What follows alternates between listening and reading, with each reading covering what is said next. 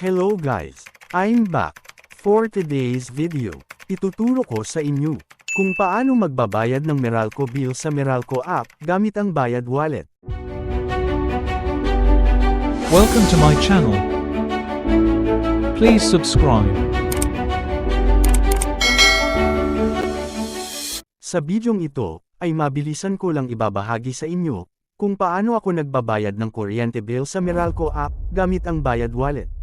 Without further ado, let's do this. Ang unang gagawin ay mag-online at mag-login ng iyong account sa Meralco app.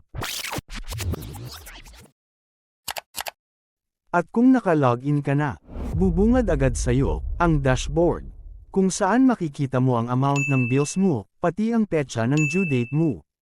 Sa ilalim ng amount, may makikita kang Pay Now button. Click mo lang.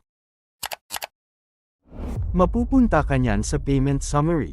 Double check mo lang ang mga details bago mo i-click ulit ang Pay Now.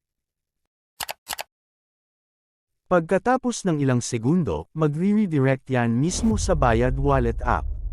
Kaya ganun ang nangyari ay, dahil nga sa naka-register na at nakalink na din ang aking Bayad Wallet account sa Meralco app ko.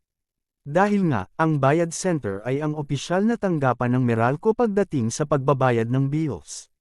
Kung ang magiging tanong mo ay, kung paano magkakaroon ng Bayad Wallet account?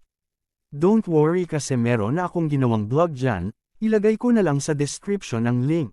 Sa puntong ito, mag-login ka na sa iyong Bayad Wallet account.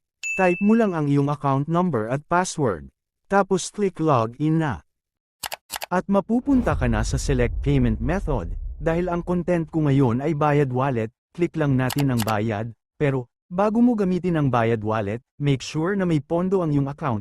Tapos, pwede mo nang i-click ang pay button, then, lalabas ang payment confirmation, nagtatanong kung itutuloy ang transaction, kung okay na, click na ang proceed, at magpa-process na yan via online, tapos, may question ulit na magpa-pop up, automate your payment, nasa sayo na yan.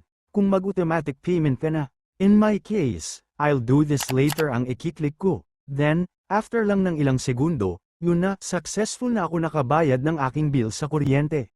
Kung mapapansin mo, zero convenience fee siya, or ibig sabihin, walang charge ang transaction mo, pwede mo din i-screenshot ang iyong payment details para may copy ka. That's it for now. Sana ay may na-share ako. Salamat. Please subscribe for more. Kaya naman hanggang dito na lang. Hanggang sa muli. Bye-bye.